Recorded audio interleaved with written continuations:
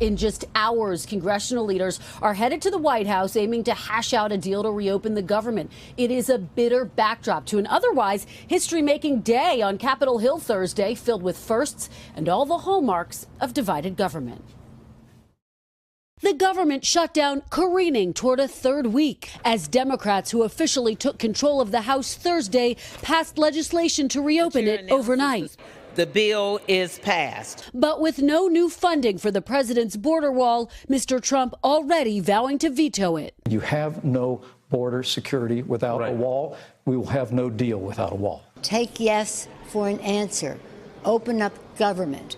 And it's not just Democrats. The first cracks are beginning to show in the Republican Party. GOP Senators Cory Gardner and Susan Collins calling on the president to compromise. Collins saying overnight that an agreement should not be held hostage to this debate over border security. The growing gridlock a jarring contrast to celebrations on the House floor after an historic day on Capitol Hill. Congratulations, Madam Speaker. After becoming the first woman to get the gavel over a decade ago, Nancy Pelosi taking the title of House Speaker once again. I now call the House to order on behalf of all of America's children.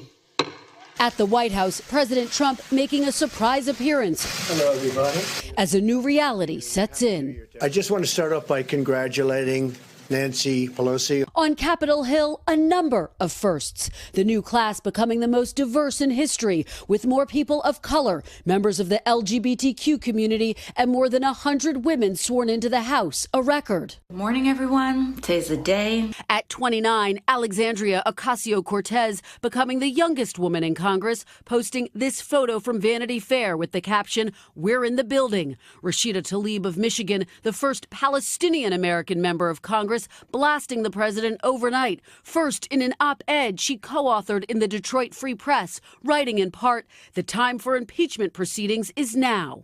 And later at a party where she was caught on camera apparently using an expletive in reference to the president. Because we're going to go in there, we're going to impeach them.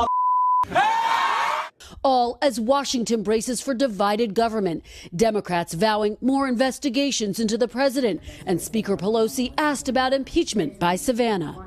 Are you willing to rule it out? Well, we have to wait and see what happens with the Mueller report.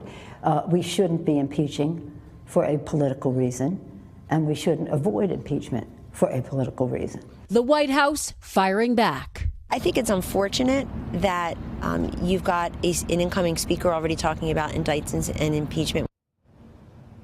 Now, we reached out to Congresswoman Tlaib's office about that video of her talking about impeachment, and so far no response. So the big question here, will lawmakers and the president get a deal today? Well, two senior administration officials telling me overnight both sides are still very much deadlocked.